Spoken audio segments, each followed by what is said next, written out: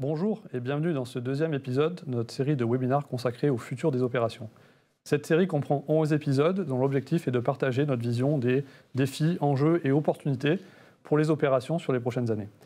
Le webinaire d'aujourd'hui va se focaliser sur le pilotage supply chain et sur les opportunités apportées par la science des données et l'intelligence artificielle dans ce domaine. Sur la base de ces opportunités, nous imaginons un nouveau système de pilotage supply chain que nous avons appelé Supply Chain Copilot et que l'on va détailler dans le cadre de ce webinaire. Donc, dans un premier temps, on va introduire les principes de ce système de pilotage. Ensuite, on passera sur un certain nombre d'exemples au travers de démonstrations. Ensuite, on reviendra sur les enjeux et les prérequis associés à cette approche. Et puis, on finira par une session de questions-réponses. Voilà, donc aujourd'hui, nous sommes deux intervenants dans ce webinaire. Donc Mathieu Denodrest, je suis directeur associé chez Aragon & Co, spécialisé en supply chain, avec une vingtaine d'années d'expérience dans des projets de transformation supply chain. Et je m'occupe chez Aragon de notre approche Supply Chain Copilot qu'on va donc présenter aujourd'hui. Bonjour à tous, Fabrice Rayette, je suis directeur au sein du cabinet, spécialisé également en supply chain et logistique, et je travaille avec Mathieu sur le développement de l'approche Supply Chain Copilot. Voilà, donc pour rentrer dans le sujet, finalement, cette page synthétise le système Supply Chain Copilot et qu'on les mesure. C'est un système, quelque part, qui s'appuie sur un copilot, qui a une vision d'ensemble sur les données supply chain, et qui, à partir de cette vision sur l'ensemble des données, va à partir de techniques analytiques et d'IA, augmenter les acteurs de la supply chain en leur recommandant des actions concrètes pour améliorer la performance supply chain. Donc, basiquement, améliorer le service, éviter des ruptures, optimiser les coûts et les stocks, l'impact environnemental, voilà, améliorer la performance supply chain. Dans cette approche, on voit deux niveaux. Le premier niveau, qu'on a appelé Analytics Supply Chain Copilot, se base sur les données structurées. Donc, c'est les données qui sont aujourd'hui présentes dans les systèmes d'information type ERP, APS. Et donc, à partir d'analytiques, potentiellement de machine learning, on va déjà faire une multitude de cas d'usage dans cette première étape. La deuxième étape, qu'on a appelée GenAI Supply Chain Copilot, en complément de la première étape, va exploiter ce qu'on appelle la donnée non structurée de la supply chain, c'est-à-dire l'ensemble de l'information qui va s'échanger entre les acteurs de la supply chain sous différentes formes, email, meeting, compte rendu, etc. On reviendra sur ces notions juste après. Le premier niveau Analytics Supply Chain Copilot est un niveau plutôt mature aujourd'hui. Il y a beaucoup de choses qui ont été faites ces dernières années qui rentrent dans ce cadre-là. On va, dans ce webinaire, plutôt se focaliser sur la deuxième étape. Je vais quand même consacrer une page sur ce premier niveau, Analytics Supply Chain Copilot. Donc finalement, comme je l'introduisais, on a une vision d'ensemble sur toutes les data supply chain et avec de l'analytique, des algorithmes, du machine learning, on est capable d'identifier et de faire des recommandations aux actions de la chaîne. Donc il y a une première série de cas d'usage qui va se consacrer sur le challenge des paramètres de planification. Challenger les safety stocks, les lead time, les tailles de lot, les fréquences de livraison. Voilà. Tous les paramètres de planification supply chain avec cette vision d'ensemble et un certain nombre d'algorithmes, on peut déjà identifier des choses qui peuvent être optimisées ou qui sont incohérentes. Un deuxième domaine proche, c'est le sujet de la qualité des data supply chain. Cette vision d'ensemble, avec des techniques d'alerte, des analyses, on peut identifier des données incohérentes et mettre en place des corrections ou des propositions de correction de ces datas-là. Donc voilà, ça c'est un premier, disons, grand domaine de cas d'usage qui ont beaucoup été développés ces dernières années. Et ensuite, tous les autres cas d'usage sont plutôt sur le challenge des plans. Donc on a une vision d'ensemble sur les plans depuis la demande jusqu'aux appros, sur l'ensemble de la chaîne. Le fait d'avoir toute cette information-là permet, à partir de techniques analytiques et d'algorithmes, d'identifier des incohérences, des choses qui sont améliorables dans les plans ou des actions à prendre à court terme. Et donc l'approche No Chain Planning qui va être développée dans le webinaire numéro 8, quelque part, est basée sur un Supply Chain Analytics Copilot très avancé, appliqué à la planification industrielle. Donc voilà, je vous invite, si vous voulez avoir des exemples plus détaillés de Supply Chain Copilot Analytics, à assister à ce webinaire qui aura lieu dans quelques jours. Donc voilà, on va maintenant se focaliser plutôt sur la deuxième étape que j'introduisais, ce qu'on a appelé GenAI Supply Chain Copilot. Finalement, on est parti du constat que pour piloter une supply chain aujourd'hui, les planificateurs se basent sur deux types d'informations, les données structurées présentes dans les systèmes d'information, les ERP, les APS, etc., et les données non structurées qui vont s'échanger entre les acteurs de la chaîne sous de multiples formes. Donc c'est ce qu'on voit sur la partie basse de l'iceberg à droite, c'est-à-dire finalement c'est dans une supply chain de taille moyenne, chaque semaine, des milliers de messages qui s'échangent entre les clients et les commerciaux, entre le marketing, le customer service, les équipes de production. Donc voilà, toute cette masse d'informations qui aujourd'hui s'échange entre les acteurs de la chaîne. Et finalement, un des rôles clés d'un planificateur aujourd'hui, c'est de capturer un maximum d'informations de ce qui se passe dans cette partie basse de l'iceberg dans cette réalité, pour faire en sorte que les plans soient alignés le plus possible avec la réalité. Et donc c'est là où on a vu une opportunité intéressante pour l'IA générative, c'est qu'elle a cette capacité à structurer, synthétiser, analyser des quantités importantes de données non structurées. Et donc ça permet quelque part d'accroître de façon significative l'accès à l'information, sa vitesse de propagation, pour justement améliorer la qualité des plans et donc améliorer la performance supply chain. Ça a aussi l'opportunité d'automatiser de nombreuses tâches que font les planificateurs qui consistent justement à exploiter, traiter l'ensemble de cette information non structurée. Donc voilà pour le principe. Ce qu'on propose maintenant, c'est de rentrer sur des exemples concrets pour illustrer cette approche-là. Voilà, je vais laisser la parole à Fabrice qui va vous présenter un certain nombre d'exemples qui ont été développés ces derniers temps. Merci Mathieu. Du coup, pour introduire ce qu'on va vous montrer, c'est un ensemble de cas d'usage qu'on a développé avec un certain nombre de nos clients. Pour des raisons de confidentialité, on a anonymisé ces éléments et on a reconstruit un cas complet de bout en bout qui part de la gestion de la demande jusqu'à la gestion des approvisionnements. Et deuxième point, pour des raisons pédagogiques également, et comprendre ce qui se cache derrière l'IA générative, ce que vous verrez dans la démonstration sera illustré à travers notre plateforme de génération d'assistants qui est développée par notre équipe data Iris, qui permettra d'illustrer comment, à partir d'assistants personnalisés, l'IA générative peut apporter un support et de l'efficacité à l'ensemble des planificateurs de la chaîne.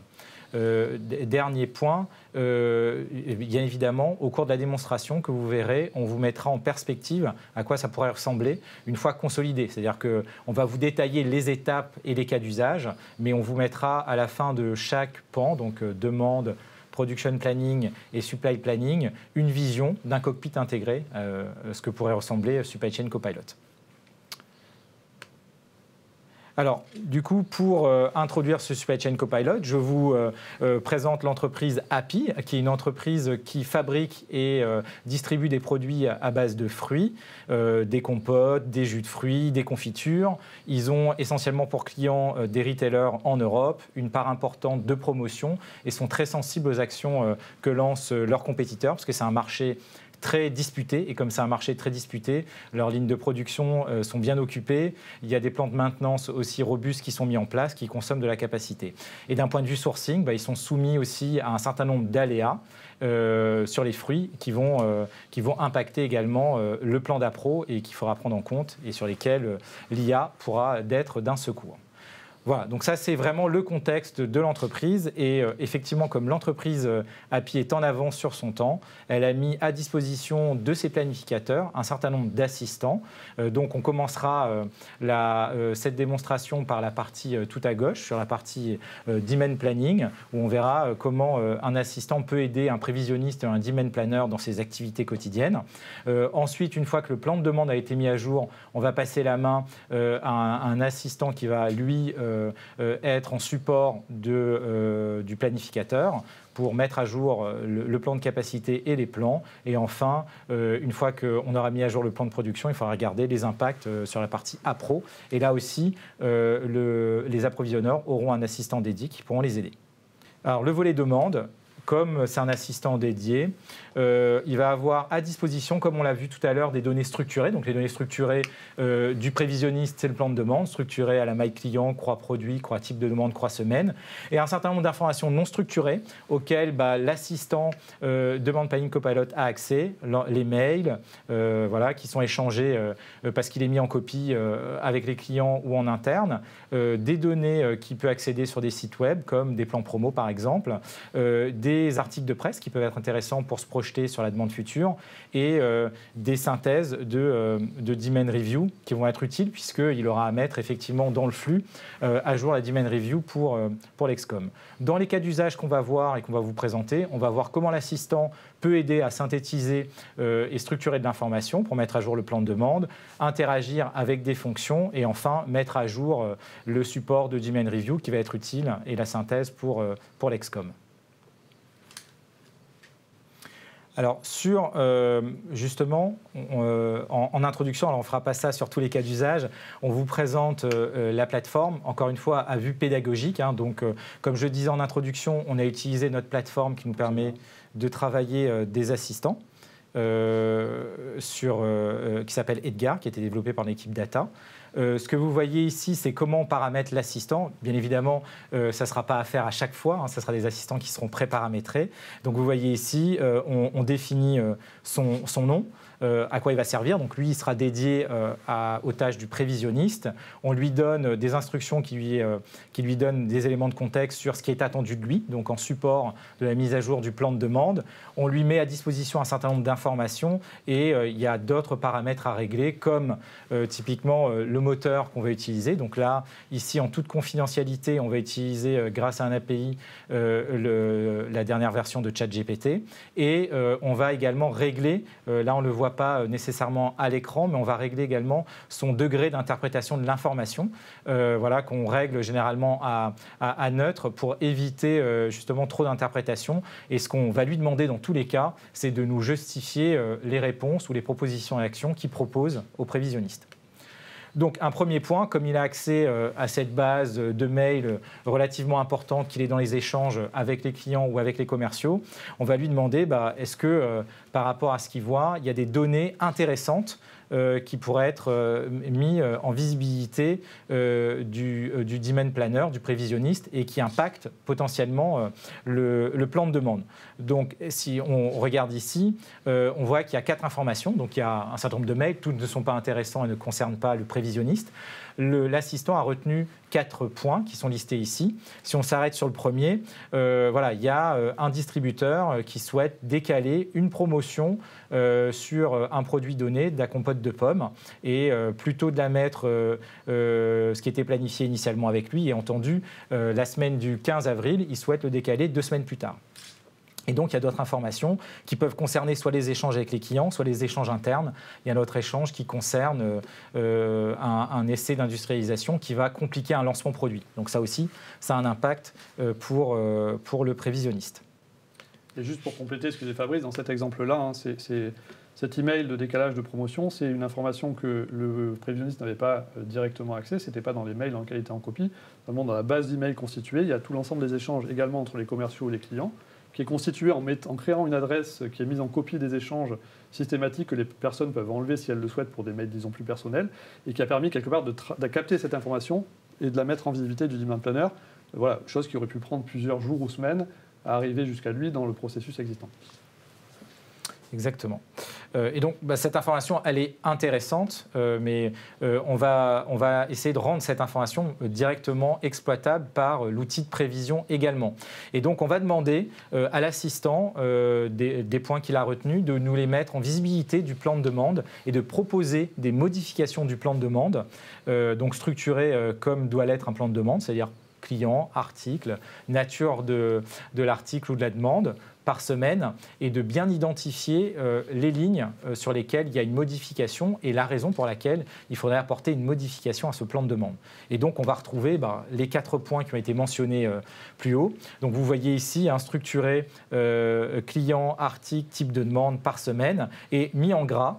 Voilà, ici, on retrouve l'article promotionnel du distributeur en question avec une proposition de décalage. Donc, initialement, c'était le 15. Et là, l'assistant nous propose et met en évidence de décaler cette promo de 2 semaines en gardant les mêmes quantités. Et il nous donne la raison, le commentaire. Et bien évidemment, on peut accéder à l'email correspondant pour s'en assurer. Donc ça, c'est une part importante de support de l'assistant qui permet de mettre à jour et d'élargir la vision du prévisionniste. Une autre part importante du travail du prévisionniste, c'est, comme je l'ai dit, pour la société API, il y a une forte exposition et une forte sensibilité au plan promo. Donc de la même façon, on va s'appuyer sur l'assistant pour être en capacité d'avoir plus d'informations et de la visibilité sur les promotions des produits similaires de nos concurrents chez nos mêmes clients. Donc typiquement, ici, chez un retailer, on a en visibilité son plan promo puisque c'est accessible sur son site web sur les prochaines semaines, et ces éléments pourront être exploités par l'assistant. Alors à des fins déjà techniques pour alimenter un algorithme de machine learning par exemple, en structurant cette information, et aussi bien évidemment au travail fin du prévisionniste. Il y a une promo prévue sur un concurrent sur un produit similaire. ça va avoir un impact sur le fonds de rayon et donc il faudra qu'il ajuste sa prévision. Donc là, vous allez voir l'assistant sur la base de ces informations non structurées. On a des images, des informations. Il va être en capacité de restituer des informations sous forme tabulaire, exploitables soit par un autre modèle d'IA, soit directement par le prévisionniste pour savoir qu'est-ce qui est prévu dans les prochaines semaines qui pourra impacter le plan de demande de l'entreprise API. Donc structuré, on voit quel concurrent est concerné, le parfum, le contenant, le prix et le type de promotion, la mécanique promotionnelle qui est appliquée. Voilà. Et donc, on pourra en tirer aussi des opportunités ou des risques pour l'entreprise API et ajuster le plan de demande en conséquence. Donc ça, c'est un point intéressant et qui permet d'alimenter la prévision. Un autre travail du prévisionniste ou du demand planner, c'est d'être au contact aussi de l'actualité et de savoir quels sont les impacts éventuels de l'actualité de ses clients, de ses concurrents sur sa vision du business. Donc forcément, le prévisionniste est très occupé, il n'a pas le temps de consulter la presse spécialisée qui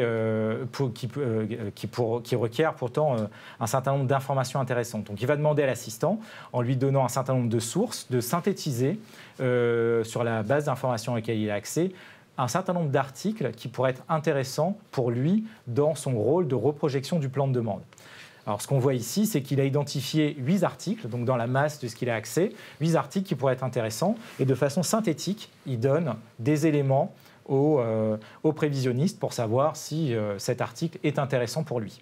Et donc, quand on regarde, il y a le point numéro 4, où il y a effectivement une situation de négociation tendue entre un distributeur et la société Compote, un concurrent direct de la société API, autour d'un blocage autour des prix pour l'année à venir. Donc là, le prévisionniste est intéressé, parce que c'est peut-être une opportunité pour la société API, et donc il va demander plus d'informations à l'assistant pour savoir effectivement quel en est, quel est le timing et éventuellement quelle opportunité pour la société API. Voilà. Donc il va poser la question.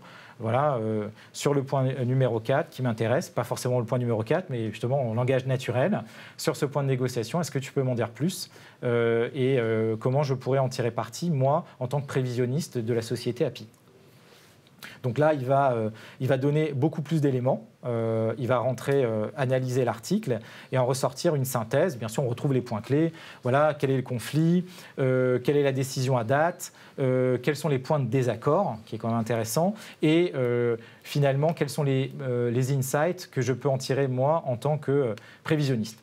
Et donc, effectivement, il y a une opportunité pour la société API d'avoir des volumes supplémentaires sur la partie, sur leur catégorie produits compote, en particulier pommes, et ça va être des choses intéressantes à mettre en visibilité du comité exécutif qui se réunit pour la Demand Review. Donc, en vue de préparer cette Demand Review, donc il a fait un certain nombre de tâches, il a mis à jour le plan de prévision, il souhaite remettre en perspective la réunion qui arrive dans les prochains jours et donc il demande à l'assistant de l'aider de rédiger un mail, comme il a l'habitude de le faire, sur les points clés qui ont évolué depuis la dernière fois, ils se sont vus depuis la dernière Demand Review. Et donc, voilà, il va synthétiser les dernières évolutions de façon synthétique, les principaux changements qu'il a apportés à la prévision et les opportunités qu'il peut voir dans les évolutions de demande et sur lesquelles, bien évidemment, il y aura discussion au sein du comité exécutif. Et il y a 2 points. On a vu qu'il y avait un sujet sur la promo, donc typiquement sur le jus d'ananas, c'est beaucoup moins animé, donc il y a une opportunité peut-être de pousser des volumes. Et une autre opportunité intéressante sur la société Compote qui est en difficulté avec le distributeur, où ils peuvent aller chercher des volumes supplémentaires. Mais c'est vrai que c'est relativement important puisqu'on va parler de 20 à 30% de volume en plus sur cette ligne produit. Voilà. Donc, ces éléments que vous avez vus, c'est des différents use cases. Bien évidemment, là, on vous a montré l'envers du décor, comment fonctionne l'assistant, les réponses qu'il donne. Bien évidemment, tout ne va pas se faire dans l'interface de chat. Et donc, l'idée, c'est d'avoir, comme vous voyez à l'écran, un cockpit de pilotage, là dédié aux prévisionnistes. On va retrouver l'ensemble des alertes qui reprend les cas d'usage qu'on a vus tout à l'heure, triés par niveau d'impact ici pour l'exemple sur le chiffre d'affaires, où on reprécise le périmètre, article, client, le statut, si l'action a déjà, on voit qu'il y a une action qui est déjà en cours, et 3 niveaux d'action. Un premier niveau qui est, OK, j'essaye de comprendre, de mieux comprendre, d'explorer l'alerte qui m'est donnée. Donc typiquement, vous voyez, le point qui ressort, c'est justement cette volumétrie supplémentaire. Il y a une opportunité avec la société Compote. Donc voilà, on peut aller voir l'article de presse correspondant. On peut bien évidemment discuter avec le commercial qui s'occupe de ce distributeur pour savoir s'il en sait plus, si c'est avéré, s'il y a bien une opportunité. Et on peut enfin agir dans le dernier bloc ou interagir dans l'outil de planification. Il y a un APS dans l'entreprise pour ajuster la prévision en conséquence sur la base des recommandations du copilote. Et ce que vous voyez ici, on a mis en évidence le dernier élément sur la promo qui était décalée, le premier cas d'usage qu'on a vu, où là aussi, elle est bien identifiée. On a la possibilité, en passant la souris, d'avoir un peu plus de détails et de voir qu'effectivement, c'est Paul Claude, le client, qui a demandé ce décalage. Et là, pareil, des actions où on peut investiguer l'email, discuter avec le commercial et ajuster, si ça nous semble pertinent et si c'est correct, dans cette vue de contrôle également, la prévision sur l'article concerné. Voilà, donc ça c'est bien notre vision et dans le reste de la présentation, vous verrez à la fin de chaque série de cas, cet écran, qu'est-ce que ça veut dire pour le planificateur industriel, qu'est-ce que ça veut dire pour l'approvisionneur. Voilà. Et vous retrouvez d'ailleurs, je ne l'ai pas commenté, mais sur la gauche, le menu où en tant que responsable supply chain, je peux avoir accès bien sûr à la totalité des copilotes si je veux pouvoir suivre aussi le travail de l'équipe supply chain. Donc maintenant, on va passer au cas production. Donc de la même façon, alors je ne refais pas toute l'introduction. Là, ce qui est important, c'est les données structurées et non structurées qui seront un peu différentes. Le planificateur, l'assistant du planificateur aura à disposition le plan d'ouverture des lignes, le plan de production à date, en tout cas le dernier. L'ensemble, comme il est en copie, l'ensemble des mails qui sont échangés au sein de l'usine qui peut impacter, lui, son travail de planification. Il y a des tests d'industrialisation, il y a du nettoyage en plus, il y a des opérations de maintenance qui n'étaient pas prévues, etc. Donc ça, c'est des choses auxquelles l'assistant est en copie et peut exploiter l'information. Il y a d'autres données plus qualitatives sur comment on planifie, c'est quoi les lignes guides, quelles sont les règles, qu'est-ce qu'on a le droit de faire et qu'est-ce qu'il faut éviter. Et puis, il y a, comme on l'a vu sur la partie Demand Review, de la même façon, comment on structure une synthèse pour que l'assistant puisse aider également le planificateur industriel sur l'établissement de cette synthèse. Voilà. Donc, de la même façon, les cas d'usage qui vont être identifiés ici, c'est mettre à jour le plan de capacité, parce qu'il y a des choses qui se sont passées depuis la dernière fois qu'on a ouvert l'outil de planification, mettre à jour le plan de production en conséquence, parce que là, on nous demande, tiens, il y a une opportunité d'aller chercher 30% de volume en plus sur la compote de pommes, est-ce qu'on sait le faire? Et après, la capacité aussi à synthétiser l'information pour le comité de pilotage ou le comité exécutif qui prendra la décision. Donc de la même façon, voilà, on a paramétré un assistant dédié à cette fonction. Et la première question qu'on va lui demander, c'est est-ce que, compte tenu des derniers échanges, tu peux me donner une vision synthétique des évolutions du plan capacitaire à date?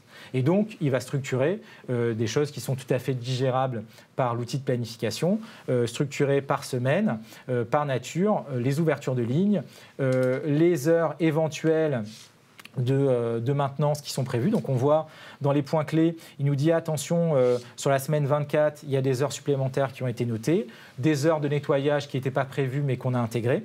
Et donc de façon synthétique, visuelle et numérique, il nous met dans la bonne colonne où on voit les heures de test, les heures, il y a un lancement de produit qui est prévu, les heures de maintenance, etc. Donc ça permet au planificateur de repartir avec un plan d'ouverture le plus à jour possible. Et deuxième point, c'est, alors là on l'a illustré sur Excel, mais ça peut être un écran également d'un outil de planification.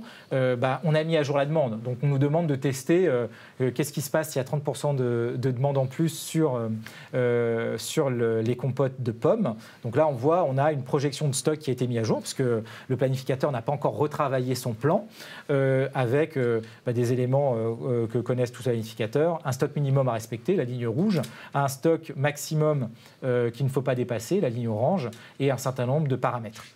Donc, on va demander là aussi l'assistance de ce Prod Planning Copilot pour nous aider à mettre à jour ce plan de production en cohérence.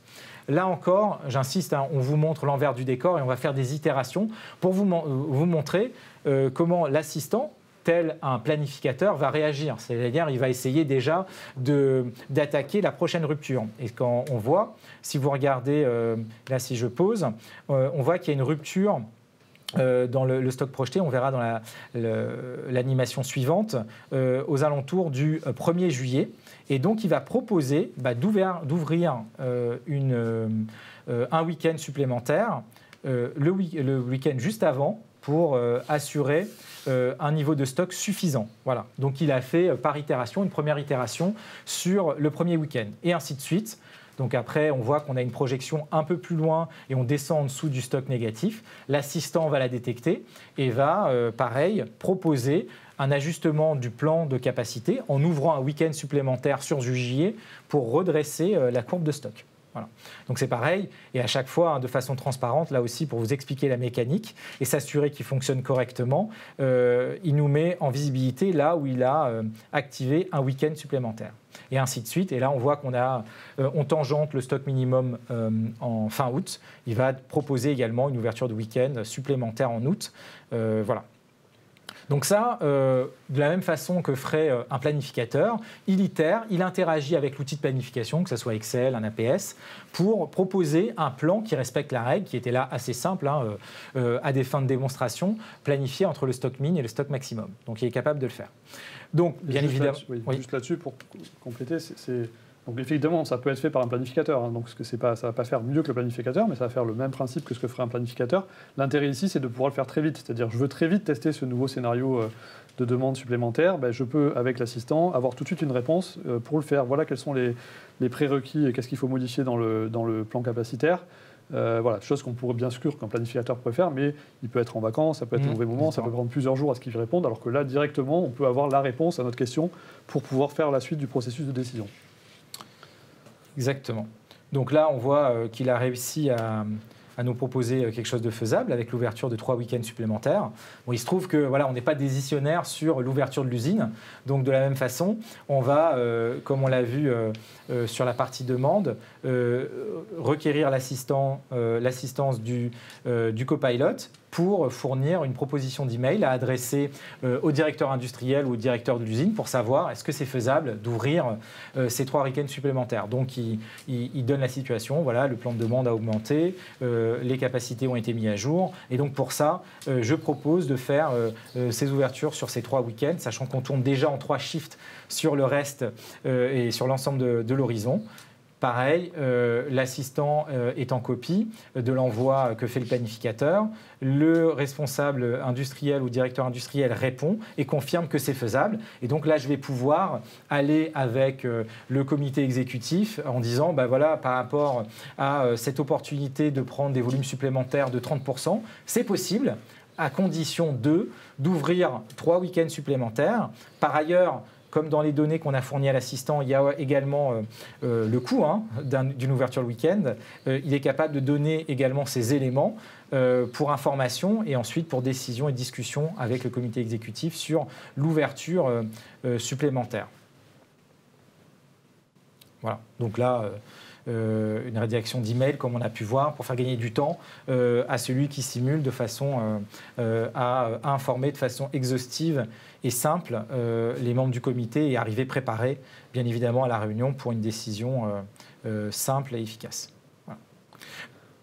Donc ça, c'est la partie. Donc, de la même façon, on a Tout ce qu'on a vu, on le reconsolide dans un cockpit qui est dédié cette fois-ci aux fonctions de planification industrielle. La différence, la partie haute de l'écran, vous voyez, on retrouve ce tableau d'alerte trié par impact sur le chiffre d'affaires, plutôt sur l'ouverture de capacité. Ah, attention, le plan de maintenance a été mis à jour, il y a des tests d'industrialisation qui n'étaient pas pris en compte, il y a des nettoyages supplémentaires pour X ou Y raison, la possibilité de zoomer et toujours ces 3 niveaux d'action, la compréhension, pourquoi cette alerte est levée, d'échanger, je peux échanger avec les responsables de l'usine pour comprendre est-ce que c'est bien à jour, est-ce que c'est bien ce qui va se passer ou il n'y a pas des derniers développements dont n'a pas connaissance le copilote ou le planificateur. Et bien sûr, toujours la possibilité d'agir. Et encore une fois, l'idée, ce n'est pas se substituer à l'outil de planification, mais c'est enrichir les données à partir d'informations non structurées.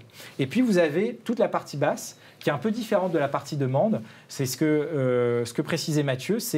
L'idée, ce n'est pas de remplacer un planificateur, c'est avoir cette capacité, comme on ferait avec un humain et on demanderait au planificateur, tu peux me dire si c'est possible de prendre 30% de volume en plus. On aimerait que la réponse soit assez rapide et qu'on nous donne les conditions de réussite de ce plan de demande. Donc là, on a la possibilité dans cette interface de poser la question, de préciser sur quoi on veut faire une simulation supplémentaire, éventuellement de préciser les contraintes supplémentaires, ici en disant c'est des volumes pas très sûrs, donc si tu peux me le regrouper sur des shifts spécifiques pour que si on doit le déconnecter ou décommander, on sait le faire, et le résultat est la projection de stock. Voilà.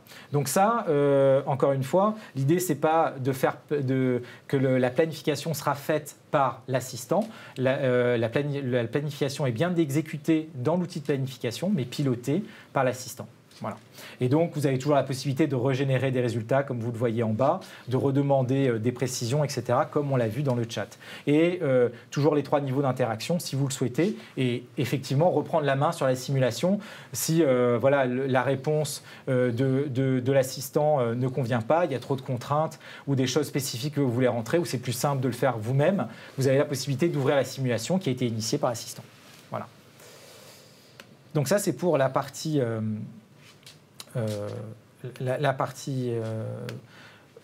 planification industrielle. Maintenant qu'on a mis à jour et qu'on a vérifié que c'était faisable, il faudra qu'on vérifie qu'on ait bien les composants et l'ensemble des ingrédients pour réaliser les produits de la société API.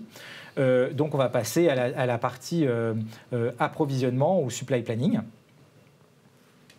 Sur la partie supply planning, pareil, de la même façon, on va illustrer les données structurées et non structurées. Bien évidemment, on a le plan d'appro. Donc, qu'est-ce qui est dans les systèmes, dans l'ERP? On a le plan d'appro structuré par PIO avec les éléments fournisseur, article, etc., date souhaitée et quantité. On a également, ce qui est un peu nouveau, ce qu'on n'avait pas vu dans les éléments précédents, ce qui peut venir d'un outil plus analytique, comme l'a présenté Mathieu sur la première étape, où il y a déjà un plan d'action qui est proposé par cet outil Copilot analytique qui propose d'avancer ou de reculer des PIO pour répondre à la production et répondre in fine au plan de demande. De la même façon, le copilote dédié à la partie approvisionnement est en copie de l'ensemble des mails qui sont intéressants, c'est-à-dire les mails entre les approvisionneurs et les fournisseurs, les mails internes à l'usine si c'est nécessaire.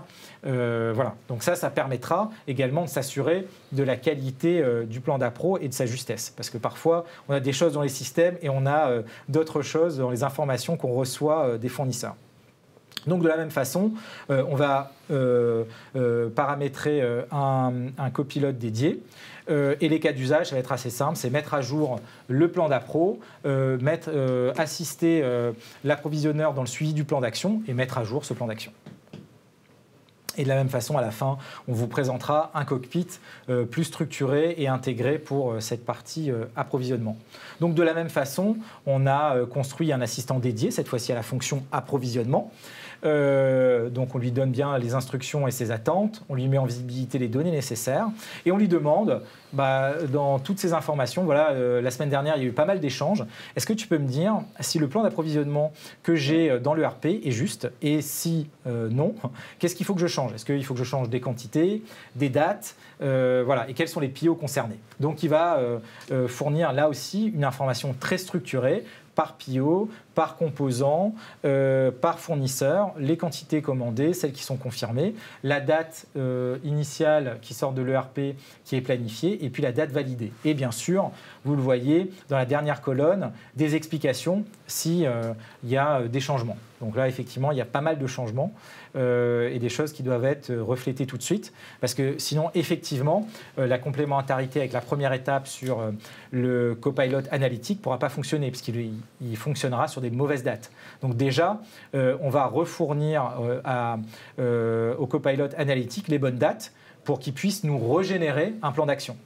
Et donc, les dates qui sont basées sur les échanges d'emails, c'est-à-dire que le fournisseur a alerté qu'il allait être en retard sur certains produits ou qu'il allait avoir des quantités différentes de ce qui était commandé parce qu'il a eu des problèmes de qualité par exemple. Bah, c'est cette information-là qu'on met au regard du plan d'appro qui est dans le système pour s'assurer des choses qui ne sont pas à jour et qu'il faut corriger.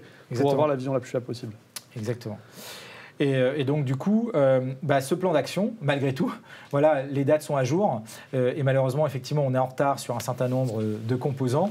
On va demander, là aussi, et donc il y a le Copilot analytique sort un plan d'action structuré par PIO avec des propositions de décalage de date. Donc, on va demander l'aide à l'assistant de nous aider de façon efficace à relancer les fournisseurs et à proposer des nouvelles dates. Donc, il va structurer des mails à chacun des fournisseurs qui sont ici à l'écran en spécifiant le PIO, le produit, la date qui était initialement engageante et la nouvelle date souhaitée ou la nouvelle quantité souhaitée. Et donc, ça permettra de relancer de façon efficace les fournisseurs. Et donc, encore une fois, comme on met notre cher copilote approvisionneur en copie, il pourra également mettre à jour au fil de l'eau le plan d'action en fonction des retours des fournisseurs. Donc des fois, l'action, c'est assez simple, c'est d'avancer de quelques jours, le fournisseur confirmera que c'est faisable. D'autres fois, malheureusement, il a aussi, lui, un plan de production et des contraintes, ça ne sera pas faisable. Donc il spécifiera que le fournisseur ne peut pas agir. Donc là, il faudra d'autres types d'actions de la part du planificateur, du responsable supply chain pour débloquer la situation. Et donc là, de façon exhaustive, il remet à jour, on voit là aussi, c'est assez long, le plan d'action qui est fait sur l'ensemble des fournisseurs. Donc on a là dans l'exemple 5 ou 6 fournisseurs, plutôt de fruits et un fournisseur de packaging, de verre, qui est Ivy Glass, qui là aussi a des difficultés. Voilà. Et sur lesquels on a du mal à faire bouger les lignes. Voilà, et puis il donne les éléments, et ça peut être fourni directement au copilote analytique pour mettre à jour le plan d'action. Donc ça se caractérise de la même manière, c'est-à-dire on a un cockpit, vous voyez là aussi orienté alerte, orienté action pour aider l'approvisionneur, toujours trié par niveau d'impact sur le chiffre d'affaires, avec la caractérisation, le fournisseur, le composant en question, où on en est finalement sur le traitement de l'alerte. Est-ce que c'est la première fois ou est-ce qu'on l'a déjà traité? Et puis toujours ces 3 niveaux. Est-ce que l'alerte est véridique? Donc je veux comprendre, je veux creuser, je vais aller chercher dans des mails, des rapports BI qu'on voit en dessous.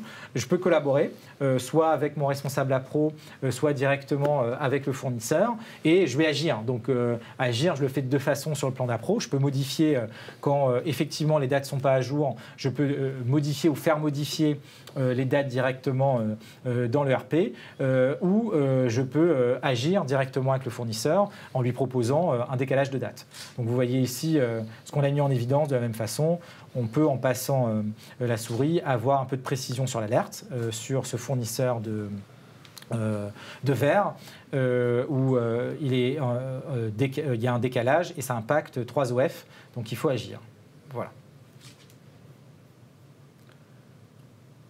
Donc ça, c'est un peu notre vision. Donc voilà pour la partie démonstration. Donc maintenant, on va revenir sur quelque part l'architecture de cette vision Supply Chain Copilot que vous avez vu dans les différents exemples. En fait, ce qu'on voit, c'est finalement un réseau d'assistants IA spécialisés sur les fonctions clés de la supply chain, donc le Demand Planning Copilot, le Production Planning Copilot, Procurement Planning Copilot, qui vont quelque part être dédiés sur ces fonctions-là et qui vont être interfacés avec la partie Analytics Supply Chain Control Tower qui, quelque part, va traiter toute la partie données structurées. Parce qu'effectivement, un assistant IA comme un humain ne peut pas exploiter des fichiers avec des millions de lignes. Donc, on a besoin de cette interface avec la partie analytique qui va faire des reports, analyser l'information sur requête de l'assistant ou pousser de l'information vers l'assistant. Donc, voilà, c'est cette architecture qu'on voit. Et alors, on On a détaillé dans la démonstration quelques exemples assez simples sur la partie demand planning, production planning et la partie appro. Voilà, des cas d'usage, sur chaque rôle, il y a toujours plein de cas d'usage possibles. On ne va pas les détailler tous aujourd'hui évidemment, mais il y en a aussi beaucoup sur le SNOP, où il y en a aussi beaucoup sur la partie pilotage de la performance supply chain. Voilà. Donc dans chaque domaine, en fait, l'idée c'est d'avoir des assistants qui vont être dédiés et focalisés sur les enjeux clés de ces rôles dans la supply chain. Juste pour revenir sur les enjeux apportés par ces assistants, par cette architecture d'assistants GenAI. Finalement, on l'a vu dans les exemples, il y a un premier type d'enjeu autour de l'efficience. C'est qu'on peut automatiser de nombreuses tâches qui prennent du temps au planificateur et qui permettent de les refocaliser sur des tâches à plus forte valeur ajoutée. Préparer des emails pour les fournisseurs, par exemple. Deuxième axe d'enjeu, c'est le fait de réagir plus vite. Typiquement, avoir l'information qu'une promo est décalée, ça aurait pu prendre plusieurs jours, voire semaines, à arriver jusqu'au prévisionniste dans les processus existants. Dans la vision-là, on capte cette information très vite et on peut réagir ou pas en fonction de cette information-là dès qu'un mail a été échangé entre un commercial et un client, par exemple. Ou si on veut tester le scénario de demande supplémentaire proactif compte tenu d'un blocage entre un concurrent direct et un client, l'idée c'est de pouvoir très vite réagir, tester l'option, échanger avec les différents personnes à solliciter pour avoir une réponse rapide et pouvoir décider de se positionner sur cette opportunité ou pas.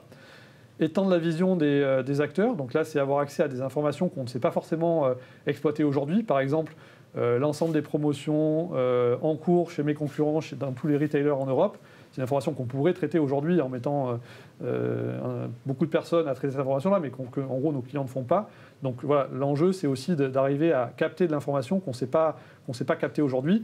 Et dernier axe d'enjeu, c'est réduire les erreurs. Donc typiquement, dans le cas appro, détecter qu'il y a une incohérence entre le plan d'appro qui est dans le système, dans le RP, et un échange qu'on a eu avec le fournisseur qui dit qu'il va être en retard. Mais quelque part, dans les processus existants, il peut se passer plusieurs jours avant que l'appro mette à jour, parce qu'il a oublié, parce qu'il n'était pas à son poste au moment où le mail est tombé. Alors que là, on peut directement capter ces incohérences et s'assurer que les plans soient plus fiables et plus en lien avec la réalité. Donc voilà pour les enjeux. Donc, un dernier point avant d'aller sur la conclusion et sur les questions. Donc finalement, en termes de prérequis, quels sont les prérequis pour mettre en place ce type d'approche ? Donc notre vision, c'est que cette approche et ces copilotes doivent être mis en place dans les solutions data, dans l'infrastructure data des entreprises. Donc ce n'est pas un software qui va venir en plus, c'est quelque chose pour nous qui doit s'inscrire dans les solutions data de l'entreprise, donc dans la data platform. Donc ça nécessite une analytics data platform, c'est-à-dire la solution qui va permettre de traiter la data structurée, c'est-à-dire de stocker, collecter, stocker, processer, visualiser, analyser à grande échelle toute la donnée structurée. Donc ça, c'est la partie analytics data platform que beaucoup d'entreprises ont déjà aujourd'hui. Il y a un deuxième bloc qui est plutôt dédié au cas d'usage machine learning, c'est d'avoir les éléments techniques nécessaires pour mettre en place, industrialiser des cas d'usage machine learning. Donc, spécifiquement pour les cas d'usage qui nécessitent des modèles spécifiques machine learning. Et dernière partie focalisée sur GenAI, il faut effectivement la capacité à designer, ingénierer des assistants GenAI adaptés aux différents rôles clés de la supply chain qu'on a vu. Donc ça suppose d'avoir un équivalent de l'outil Edgar qu'on vous a montré, qu'on a utilisé, qui est notre assistant builder interne. Mais l'idée, c'est que nos clients se dotent également de ce type de solution pour être capables, dans leur environnement, d'ingénierer des assistants adaptés à chacune des fonctions. Donc voilà, pour conclure sur la présentation, donc ce qu'on vous a présenté, cette approche-là, qui est une approche qui permet quelque part de gagner en efficacité et en agilité dans le pilotage de la supply chain. Elle est basée sur une vision d'ensemble des données structurées et non structurées de la supply chain, avec deux étapes qu'on a vues, ou deux niveaux, la partie analytique sur les données structurées, la partie GenAI sur les données non structurées, avec une forte complémentarité entre les deux. L'architecture, c'est quelque part une Analytics Control Tower combinée à des assistants dédiés sur les fonctions clés de la supply chain, avec une vision d'un système qui peut être construit par briques progressivement, en commençant par certains cas d'usage sur demand planning et en les enregistrant progressivement, mais toujours dans l'environnement data de la société. C'est-à-dire pas des softwares en plus, mais quelque chose qui va s'intégrer dans l'environnement data de l'entreprise et qui va être mis en place avec le support d'experts data et GenAI. Donc voilà pour les points clés, pour ce qu'on souhaitait présenter. On va maintenant passer aux questions-réponses sur la base de l'ensemble des questions qui ont pu être postées via le chat dans le webinaire.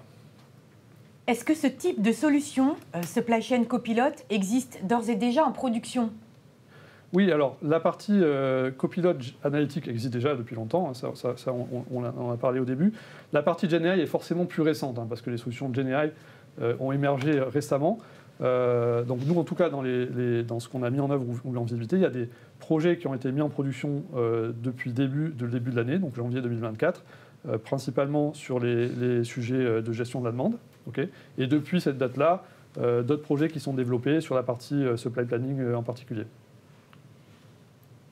Est-ce que tout ce qui a été montré aujourd'hui, et notamment dans la vidéo, est techniquement faisable ? Alors oui, donc effectivement dans la vidéo, en particulier quand on voit la synthèse là, des assistants et le cockpit, oui c'est faisable. Ce qu'il faut comprendre, c'est que tout n'est pas de l'IA générative, donc il y a d'autres composants techniques qui sont sollicités. Le point souvent de discussion, de difficulté, c'est la réécriture dans des systèmes tiers, mais techniquement oui c'est faisable. Comment sont traités ou adressés les problèmes d'hallucination ou d'interprétation des modèles d'intelligence artificielle ? Oui, alors ça, c'est effectivement une problématique rencontrée fréquemment. Effectivement, quand on travaille avec les IA génératives, on sait qu'il peut y avoir ce phénomène de surinterprétation ou voire d'hallucination. En fait, donc, il y a plusieurs éléments de réponse à cette question. Déjà, il y a un premier élément de réponse sur le prompt engineering, c'est-à-dire sur la façon dont on va donner les instructions à l'assistant, en gros le briefer, toutes les informations qu'on va lui donner, ce qu'on va lui dire de faire, de ne pas faire, pour s'assurer qu'on a un résultat qui est stable et répétable. Donc ça, souvent, dans les premières versions de l'assistant, on va avoir des choses qui ne sont pas répétables, qui ne sont pas exactement comme on veut tout le temps. Et donc, en expérimentant, en affinant le prompt engineering, l'objectif, c'est d'arriver à un résultat qui soit stable et répétable. Donc ça, voilà, c'est la première partie. Néanmoins, un assistant GenAI, comme un humain, peut faire des erreurs. Donc ça, il faut le garder en tête. Donc, même si c'est stable et répétable, il peut y avoir, comme avec des humains, des erreurs. Donc la question ensuite, c'est comment on met sous contrôle ces erreurs-là. Et là, il y a deux façons de mettre sous contrôle. La première, c'est via l'intervention humaine, parce que dans tous ces projets-là, on a toujours de toute façon, au stade où on en est aujourd'hui, une validation de la décision par un humain, qui peut justement aller creuser les sources si nécessaire. Donc voilà, des points de contrôle humains. Et l'autre chose qu'on fait, c'est de mettre en place des assistants IA focalisés sur le contrôle. Donc ils vont en fait analyser l'output de l'assistant focalisé sur une tâche demand planning, par exemple, et pouvoir détecter des erreurs. Donc c'est une autre façon, quelque part, de traiter ces points de contrôle. Mais oui, il faut dans tous les cas mettre des points de contrôle. Alors une autre question, c'est par rapport à des assistants ou des chatbots qui existent aujourd'hui, je pense à Copilot de Microsoft, à Gemini de Google, ou encore aux assistants d'Apple ou de Facebook, et aux chatbots, qu'est-ce qui est différenciant dans l'outil ? Très bonne question. Alors déjà, vous avez vu, hein, on a illustré beaucoup d'un point de vue pédagogique l'interaction via le chatbot. Ce n'est pas la seule façon de solliciter l'IA générative. La principale différence, c'est que ces chatbots dédiés sont souvent des assistants personnels de productivité. Donc voilà, c'est votre assistant qui est dédié et qui va vous aider dans vos tâches quotidiennes pour rédiger des mails, rechercher des photos, etc. La différence avec Supply Chain Copilot, c'est qu'on met l'assistant à l'échelle de l'organisation supply chain ou d'une fonction supply chain, comme voilà, le demand planning, l'approvisionnement ou le production planning. Donc ça, c'est un premier point. Deuxième point, c'est qu'il va avoir en visibilité un certain nombre de données. Et donc, l'avantage, c'est qu'on le met en réseau avec cette tour de contrôle analytique et avec d'autres assistants qui sont dédiés à d'autres tâches. Donc c'est vraiment voilà, cet effet échelle, organisation réseau et extension de la donnée qui font l'effet différenciateur un peu de l'approche Supply Chain Copilot. Alors, une autre question, c'est quels sont les prérequis ou les compétences attendues des équipes supply pour mettre en œuvre ce type de production ? Oui, alors, déjà, il y a deux choses. Hein. Pour mettre en place les types de cas d'usage qu'on a vus aujourd'hui, finalement, ce n'est pas les planificateurs eux-mêmes qui vont construire, ingénierer, designer ces solutions. L'idée, c'est que ce soit plutôt des spécialistes, data, Generative AI et qui connaissent bien les processus métiers, qui vont quelque part faire l'ingénierie de ces assistants. Et donc, finalement, les utilisateurs planificateurs, bien sûr, il y a une conduite du changement, il faut leur apprendre à utiliser ces assistants, mais l'impact, enfin voilà, il n'y a pas besoin d'être ultra formé en prompt engineering. Donc ça, c'est un premier niveau de réponse. Après, ce qu'on cherche à faire également dans les entreprises, c'était en complément de ces cas d'usage très structurants qui vont être ingénierés par des spécialistes, on veut aussi progressivement que les équipes soient capables, dans leurs tâches quotidiennes, d'identifier des choses qui peuvent être améliorées. Donc, c'est pour ça qu'il est aussi important, en complément, disons, de cette approche un peu top-down, d'avoir une approche plus bottom-up où on va former progressivement chacun des planificateurs à l'IA générative et leur permettre de construire des petits assistants qui vont traiter certains problèmes qu'on n'aura pas adressés par une approche plus top-down.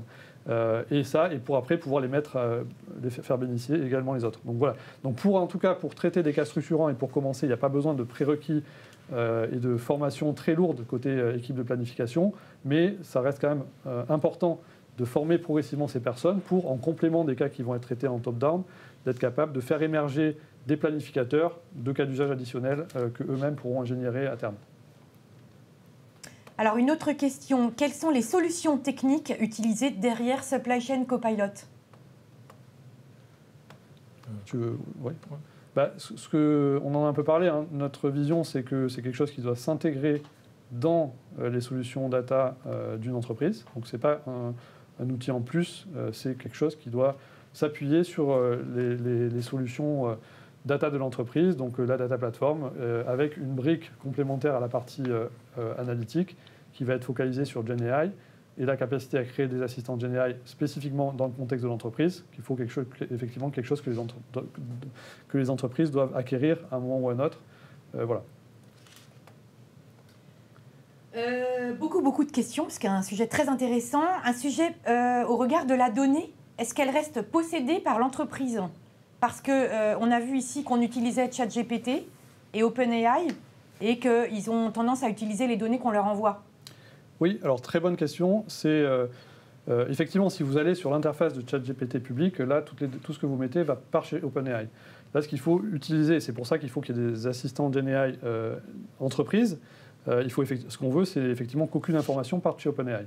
Et donc là, dans les cas présents qu'on montre, c'est basé sur effectivement les solutions d'OpenAI, mais dans l'environnement Microsoft Azure, et donc totalement sécurisé. C'est-à-dire qu'il n'y a aucune des informations qui part chez OpenAI. Tout reste sécurisé dans le contexte de l'entreprise.